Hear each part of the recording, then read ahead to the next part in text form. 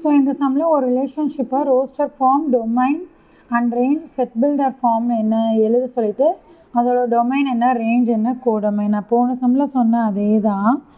So இப்போ பிக்யூ 2 set இருக்கா. So அப்போ இந்த பியில் இருக்கக்கூடிய நம்பர்ஸ் தான் என்னது, டொமைன். இதை வந்து டொமைன் சொல்லுவோம். இந்த க்யூவில் இருக்கிறதெல்லாம் கோடொமைன்னு சொல்லலாம். ஸோ இந்த பியிலேருந்து இந்த க்யூக்கு ஒரு நம்பர் பேர் ஆகுது இல்லையா, இந்த பேர் பண்ணக்கூடிய நம்பரை நம்ம ரேஞ்சுன்னு சொல்லலாம். ஸோ ரேஞ்சுக்கும் கோடொமைனுக்கும் என்னது, ஒரே செட் ஆஃப் நம்பர்ஸ் ஆர் ஒரே செட் ஆஃப் எலமெண்ட்ஸ் தான் வரும். இப்போ ஃபஸ்ட்டு செட் பில்டர் ஃபார்ம் போட்டுருவோம். So x comma y is equal to y equal to இப்படி ஸ்லாஷ்னால் that is y equal to x minus 2.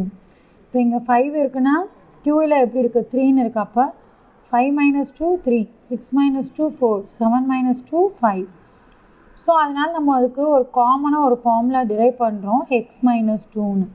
So இதில் இருக்கிறது எல்லாமே எக்ஸு, பிக்குள்ளே இருக்க எலமெண்ட்ஸ் எல்லாமே எக்ஸு, க்யூக்குள்ளே இருக்க எலமெண்ட்ஸ் எல்லாமே ஒய் அப்படின்னு எடுத்துக்கிறோம். இங்கே பார்த்தீங்களா, x belongs to p, y belongs to q. And then roster form. Roster ஃபார்ம்னால் ஜஸ்ட்டு அப்படியே பேர் பண்ணுறோம். 5, 3 இதில் சப்ஸ்டியூட் பண்ணுங்கள். எக்ஸ் வந்து 5ன்னு எடுத்தால் நமக்கு கிடைக்கக்கூடியது 3. அப்போ 5, 3. அடுத்து இங்கே 6ன்னு சப்ஸ்டியூட் பண்ணால் 6 மைனஸ் 2 4. அப்போ ஒய் வந்து உனக்கு 4. அப்போ 6, 4, 7, 5. ஸோ இப்போ டொமைன் என்னன்னு கேட்டிருக்காங்க, 5 6 7. ரேஞ்ச் என்ன, 3 4 5. ஓகேவா. ஸோ இதே தான் எக்ஸசைஸ் ப்ராப்ளமும் பார்க்க போகிறோம். ஸோ இப்போ எக்ஸசைஸ் ப்ராப்ளமில் ஃபஸ்ட்டு பாருங்கள், let A equal to 1 2 3 7 and B equal to 3, 0 -1, 7. Which of the following are relation from A to பின்னு கேட்டிருக்காங்க. அங்கே பார்த்த ஃபஸ்ட் எக்ஸாம்பிள் மாதிரியே. ஸோ ஏல என்ன நம்பர்ஸ் இருக்குது, 1 2 3 7. அது ஃபஸ்ட்டு ஒரு பேரில் ஃபஸ்ட்டு எலமெண்ட் அந்த எலமெண்ட் இருக்கணும். அந்த 1 2 3 7 2 7 இருக்குது. ஓகே. இதில் -1 இது எடுத்தோடனே என்னது ரிலேஷன், இந்த ரிலேஷன் வராது. ஏன்னா ஏல வந்து -1 கிடையாது.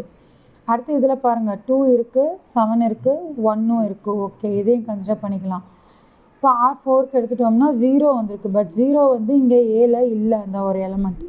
ஸோ இதுவும் ரிலேஷன் கிடையாது. இப்போ இது ரெண்டில் எது ரிலேஷன் அப்படின்னு பார்க்க போகிறோம். ஃபாலோயிங் ஆர் ரிலேஷன் கேட்டிருக்காங்க. ஸோ ஒன்றுக்கு மேற்பட்ட ரிலேஷனும் வரலாம். அதனால் நீங்கள் என்ன நினச்சிக்கக்கூடாது, ஒரே ஒன்று தான் கரெக்டாக இருக்கும்னு நினச்சிக்கக்கூடாது. ஒன்றுக்கு மேற்பட்ட ரிலேஷனும் கரெக்டாக இருக்கலாம். ஸோ இங்கே 1 2 3 ஃபஸ்ட் எலமெண்ட் செக் பண்ணி பார்த்துட்டோம். இப்போ செகண்ட் எலமெண்ட் செக் பண்ணி பார்க்க போகிறோம். செகண்ட் எலமெண்ட் வந்து எதோட இது, பியோட எலமெண்ட்டாக இருக்கணும். பியில் என்னென்ன இருக்குது, 3 0 -1 7. இங்கே 1 இருக்குது. பட் பியில் வந்து 1 இல்லை. அப்போ இது வந்து கிடையாது. இங்கே -1 இருக்குது, 7 இருக்குது, 3 இருக்குது. ஸோ மிச்சம் இருக்கிறது இந்த ஒரு ரிலேஷனாக இருந்தாலும் அதுலேயும் இந்த எலமெண்ட்ஸ் இருக்கான்னு செக் பண்ணிவிட்டு நீங்கள் டிக் மார்க் கொடுக்கணும். நீங்கள் எல்லாத்துக்கும் இல்லை இது அப்போ இருக்குன்ட்டு இதையும் டிக் பண்ணிடக்கூடாது. மேபி இதுவும் ஒரு ரிலேஷன் இல்லாமையும் இருக்கலாம். ஸோ மேக்ஸ் பண்ணும்போது மட்டும் நீங்கள் கவனமாக பண்ண வேண்டியது இருக்கும். இதுதான் வந்து என்ன சொல்லுவாங்க, மேக்ஸை வந்து கவனமாக பண்ணணும் அப்படின்னு சொல்கிறது. ஸோ செகண்ட் இதுவும் தேர்ட் இதுவும் நான் நோட்டில் பண்ணியிருக்கேன், நான் உங்களுக்கு எக்ஸ்பிளைன் பண்ணுறேன். செகண்ட் இது என்ன கேட்டிருக்காங்க, ஆர் ரிலேஷனுக்கு வந்து ஒரு டெஃபினிஷன் கொடுத்துருக்காங்க, ஸ்கொயர் ஆஃப் ஏ நம்பர்னு. அது எப்படின்னுங்கிறத பார்க்கலாம். 1 2 3 4 45 and R be the relation defined as it is a square of a number on A. Write R as a subset of A cross A. Also find the domain and range of R. இப்போ என்ன கேட்டிருக்காங்க, ஆருக்கு ஒரு definition கொடுத்துட்டாங்க. இந்த ஆருங்கிறது எதோட subset, A cross ஏல. A cross ஏவோட சப்செட் தான் ஆர். சப்செட்னால் என்னென்னா ஒரு செட்டுக்குள்ளே செட் இருக்கிறது. இப்போ நீங்கள் ஒரு 6 பேர் ஃப்ரெண்ட்ஸாக இருக்கீங்கன்னா அந்த 6 பேருக்குள்ளே ஒரு 2 பேர் ரொம்ப க்ளோஸ் ஃப்ரெண்ட்ஸாக இருப்பாங்க இல்லையா, எங்கே போனாலும் ஒன்றா போகிறது. எந்த சாரை கூப்பிட போகணுன்னாலும் அங்கே 2 பேரும் ஒன்றா போவாங்க. பிடி இருக்கா இல்லையான்னு கேட்டுட்டு வாடானாலும் ஹெச்எம் ரூம் போகணுன்னாலும் ஒன்றா போகிறது. ஏன் ஈவன் டாய்லெட் போகணுன்னாலும் கூட 2 பேர் சேர்ந்து போகிறது. அந்த மாதிரி சில கேசஸ்லாம் இருப்பாங்க இல்லையா. ஸோ அதுதான் சப்செட்டுங்கிறது. ஒரு ஃப்ரெண்ட் சர்க்கிள்குள்ளே இன்னும் 2 பேர் 3 பேர் க்ளோஸாக இருந்தால் அது வந்து சப்செட் அந்த மாதிரி. ஸோ ஏ கிராஸ் ஏன்னு எடுத்துக்கிட்டோம்னா 1 1 2 2 இந்த மாதிரி போயிட்டே இருக்கும். ஸோ இங்கே 45 நம்பர்ஸ் இருக்குது. அப்போ 45 × 45 எவ்வளோ வரும், அது போகும் கிட்டத்தட்ட 100 and சம்திங் போகும். அவ்வளோ பேர் நம்ம இங்கே எழுத முடியாது. அதனால் கட் ஷார்ட்டாக 1,1ல் ஆரம்பித்து 45,45க்கு போயிட்டுருக்குங்கிறத முடிச்சுடுறோம். ஸோ இப்போ ஆர் வந்து என்னென்னு டெஃபினேஷன் கொடுத்துருக்காங்க. It is a square of a number. ஸோ இங்கே ஒரு நம்பர் நீ எடுத்துக்கிட்டேன்னா ஏல 1ன்னு எடுத்துகிட்டேன்னா அதோட ஸ்கொயர் என்னது 1, 2ன்னு எடுத்துகிட்டேன்னா அதோட ஸ்கொயர் 4. ஸோ இப்போ புரியுதா, இதுதான் ரிலேஷன் 1,1, 2,4. 3ன்னு எடுத்துகிட்டேன்னா அதோட பக்கத்து நம்பர் என்னவாக இருக்கும், அதோட ஸ்கொயராக இருக்கணும், அதுதான் ஆர். அதான் ரிலேஷன். அந்த ரிலேஷன் வச்சு தான் நம்ம இந்த 9 எழுதுகிறோம். அப்போ 3 ஸ்கொயர் 9, 4 ஸ்கொயர் 16, 5 ஸ்கொயர் 25, 6 ஸ்கொயர் 36. நம்ம ஏன் 7 யூஸ் பண்ணல, 7 ஸ்கொயர் வந்து 49. 49 வந்து என்னது, இந்த 45 லிமிட் தாண்டி போகுது. ஸோ 6,36ஓடு நிப்பாட்டிடுறோம். ஸோ இது எல்லாம் எதுக்குள்ளே இருக்கும், கண்டிப்பாக A cross Aக்குள்ளார தான் இருக்கும். அதனால தான் R is a subset of A cross A.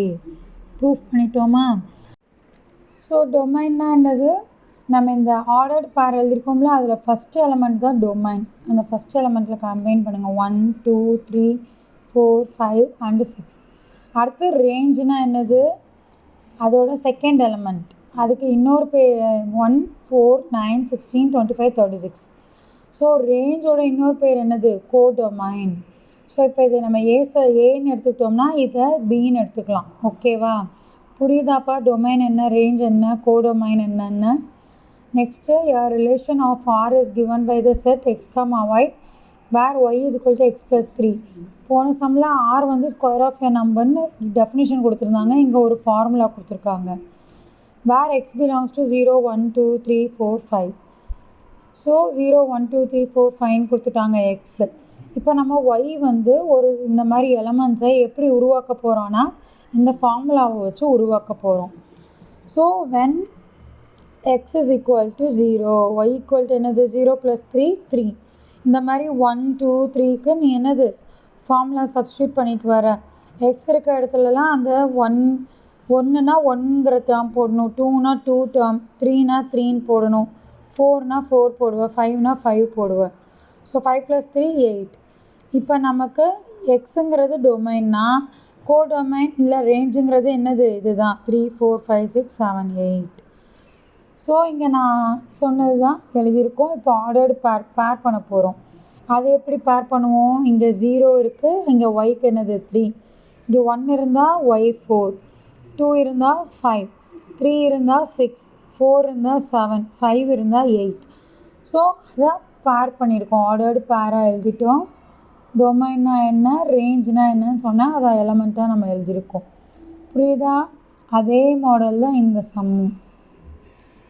So இதை நான் எக்ஸ்பிளைன் பண்ணல, பார்த்துக்கோங்க. ஸோ இதில் இன்னொன்று என்னன்னா, நீ எக்ஸ் ஒய் கண்டுபிடிக்கிறது மட்டும் பத்தாதுன்னு அதோட ஆரோ டயக்ராமும் போட சொல்லியிருக்காங்க, கிராஃபும் பண்ண சொல்லியிருக்காங்க. ஸோ ஆரோ டயக்ராம் நான் பண்ணியிருக்கேன் இதில். ஏன்னா ஏற்கனவே எலமெண்ட்ஸ் கொடுத்துட்டாங்க, அதுக்கப்புறம் ரிலேஷன்ஷிப்பில் நம்ம ஒரு ஆர்டர்டு பேர் பண்ணுறோம். பட் அந்த ஆர்டர்டு பேரில் வந்து என்னென்ன எலமெண்ட் இருக்கோ அதுக்கு மட்டும்தான் பண்ண முடியும். ஸோ எக்ஸ்க்கு வந்து 1, 2, 3, 4 இருக்குது. பட் இங்கே 2, 3, 4, 5ன்னு இருக்குது எக்ஸு. பட் ஒய் கொடுத்துருக்காங்க. ஒய் வந்து 1, 2, 3, 4ன்னு இருக்கும்போது எக்ஸ் எப்படி இருக்குது, 2, 4, 6, 8. ஸோ 2, 4 மட்டும்தான் நமக்கு இதில் இருந்து இருக்குது. அப்போ 2, 4 மட்டும்தான் நம்ம எழுதுவோம், பேர் பண்ணுவோம். அண்ட் இந்த கிராஃப் வந்து கிராஃப் ஷீட்டில் பண்ணணும். நான் ஜஸ்ட் உங்களுக்கு புரியணுங்கிறதுக்காண்டி கிராஃபிக்கல் ரெப்ரசன்டேஷன் பண்ணியிருக்கேன். ஸோ எக்ஸ் வந்து 2, 1. ஸோ எக்ஸில் வந்து 2, ஒயில் வந்து 1. அந்த மாதிரி நீங்கள் புள்ளி வச்சுக்கணும். கிராஃப் ஷீட்டில் 4, இங்கே 2. புரியுதா, இதே தான் செகண்ட் சம்மும். இதையும் நீங்களே பண்ணிட்டு வந்துடலாம். ஸோ செகண்ட் சம் நீங்களாக பண்ணிட்டு வாங்க, நான் ஜஸ்ட்டு காமிக்கிறேன் எப்படி பண்ணியிருக்கேன். செகண்ட் சம்மில் Y equal to X plus 3 அதே மாதிரி தான். இப்போ எக்ஸுக்கு நீங்கள் சப்ஸ்டியூட் பண்ணி எழுதிட்டு வரணும். ஸோ அந்த எக்ஸோட எலமெண்ட்ஸில் இதெல்லாம் இருக்கான்னு செக் பண்ணிவிட்டு, இருந்தாலும் இல்லாட்டினாலும் அவங்க என்னென்ன எலமெண்ட்ஸ் கொடுத்துருக்காங்களோ அதுக்கு மட்டும்தான் நீங்கள் என்ன பண்ண முடியும், பேர் பண்ண முடியும். இங்கே பாரு 8, 9 கொடுத்துருக்காங்க, அதுக்கும் நம்ம எழுதியிருக்கோம். பட் அது வந்து அந்த 11 and 12 வந்து ஒயில் இல்லை, அந்த 2 எலமெண்ட் வந்து ஒயில் இல்லை. ஸோ அதனால் நம்ம அதை விட்டுடுறோம். புரியுதா, ஸோ இல்லாததை நம்ம எழுதக்கூடாது. பட் இங்கே 8, 9 இருக்குது. ஆனால் ஏன் எழுதியிருக்கோன்னா இந்த 8, 9 வரைக்கும் எக்ஸில் இருக்குது. பட் இந்த 11-12 வரைக்கும் ஒயில் இல்லை, அதனால் நம்ம எழுதலை. புரியுதா? ஸோ அதே கிராஃபிக்கல் ரெப்ரசன்டேஷன் அதே நான் சொன்னது தான். என்னது, இங்கே 1,4னா இங்கே 1 இங்கே 4. உங்களுக்கு கிராஃப் ப்ளாட் பண்ண தெரியும்னு நினைக்கிறேன். அந்த கிராஃப் ஷீட்டில் தான் இதை ப்ளாட் பண்ணணும். நான் இதில் ப்ளாட் பண்ணேன்னு நீயும் இதே மாதிரி ப்ளாட் பண்ணால் தான் மார்க் கொடுக்க மாட்டாங்க. ஸோ 5th கொஸ்டின் மூவ் பண்ணுவோம். என்னடா கொஸ்டின் பெருசாக இருக்கே, அப்போ இந்த ப்ராப்ளம் வந்து ரொம்ப என்ன சொல்கிறது காம்ப்ளிகேட்டடாக இருக்கும்னு நினச்சி பயந்துடாதீங்க. ஜஸ்ட்டு ரீட் பண்ணி பாருங்கள், ரொம்ப சிம்பிள். அப்போ எக்ஸுங்கிற ஒரு டொமைனில் அசிஸ்டன்ஸ், கிளர்க், மேனேஜர், எக்ஸிக்யூட்டிவ் ஆஃபீஸர்ஸ்னு இருக்காங்க. ஸோ அவங்களுடைய கோடொமைனில் என்ன இருக்க போகுதுன்னா, அவங்க வாங்கக்கூடிய சேலரி 10,000, 25,000, 50,000, 1 lakh.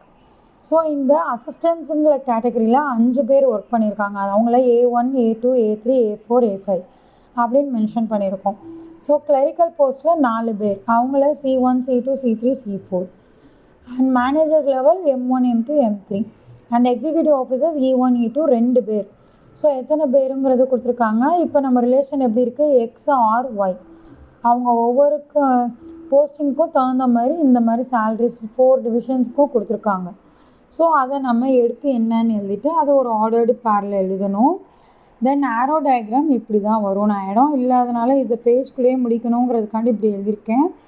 நீங்கள் கொஞ்சம் நீட்டாக டயக்ராம் போட்டுக்கோங்க. ஸோ அசிஸ்டன்ஸ் தான் 10,000 வாங்குகிறாங்க.